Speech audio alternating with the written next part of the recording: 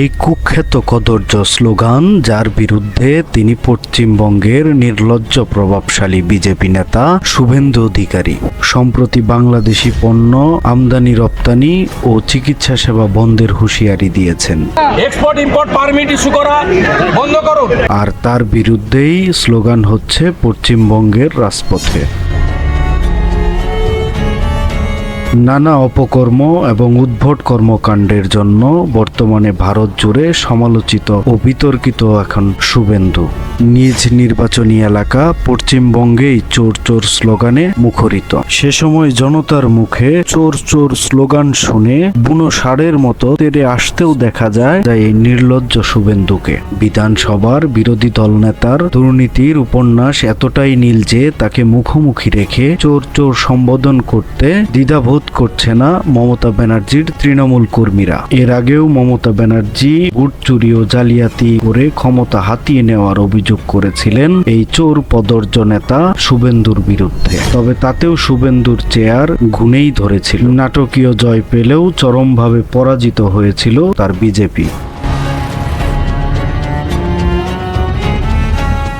দল বদলের জন্যও কুখ্যাতি রয়েছে শিশির অধিকারীর পুত্র শুভেন্দু অধিকারীর ঝুলিতে। পশ্চিমবঙ্গ কংগ্রেসই দিয়ে রাজনৈতিক জীবন শুরু করলেও স্বার্থ আর ক্ষমতার লোভে সটকে পড়েন শুভেন্দু। দল বদল করে যোগ দেন তৃণমূল কংগ্রেসে। সে সময় মমতাকে দিয়ে পরিচিতির সিঁড়ি লাভ করলেও গিরগিটির মতো রং বদলে সেই মমতাকেই বৃদ্ধাঙ্গুলি দেখিয়ে গালাগালি করেন শুভেন্দু অধিকারী। এভাবেই নিজের রাজনৈতিক পরিচয় বারবার পাল্টেছেন শুভেন্দু। এই নির্লজ্জ ক্ষমতালোভী গিরগিটি শুভেন্দু বাংলাদেশকে ইস্কন প্রভু চিন্ময় দাসকে নিয়ে হুঁশিয়ারি দেন। ইস্কন নেতা চিন্ময় দাসকে মুক্তি না দিলে শুভেন্দু বলেন, ভিসা দেওয়া বন্ধ করুন completely. Export import permit issue করা বন্ধ করুন। বাকিটা আমরা বর্ডারে করব সোমবার থেকে। বলে দিলাম, চিন্ময় কৃষ্ণ প্রভুকে নিঃশর্ত আন্তর্জাতিক সীমানায় এমন কর্মসূচি নিয়ে তোলপাড় চলছে বাংলাদেশ ও ভারতেও। বিজেপির এমন হুঁশিয়ারি কাজে পরিণত করলে প্রতিবেশী দুই দেশের সম্পর্ক নিশ্চিত ফাটলের শঙ্কা তৈরি হয়েছে।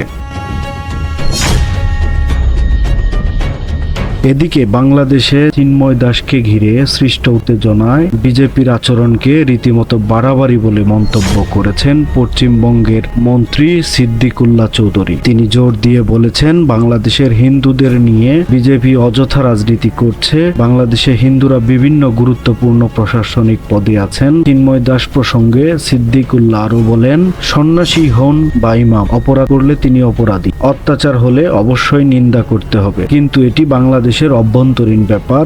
যারা এসব ঘটনার সাথে জড়িত তারা অস্থির মস্তিষ্কের মানুষ। অপরদিকে বাবরি মসজিদ ভাঙার প্রসঙ্গ টেনে সিদ্দিকুল্লাহ বলেন, বাংলাদেশ যখন বাবরি মসজিদ ভাঙা নিয়ে মন্তব্য করেছিল তখন মোদিজি স্পষ্টভাবে বলেছিলেন এটি ভারতের আভ্যন্তরীণ বিষয়। ঠিক তেমনি প্রফেসর ইউনূসের বিষয়ে বাংলাদেশ বলেছে এটি তাদের আভ্যন্তরীণ বিষয়। সময়ের কলম, নিউজ ডেস্ক।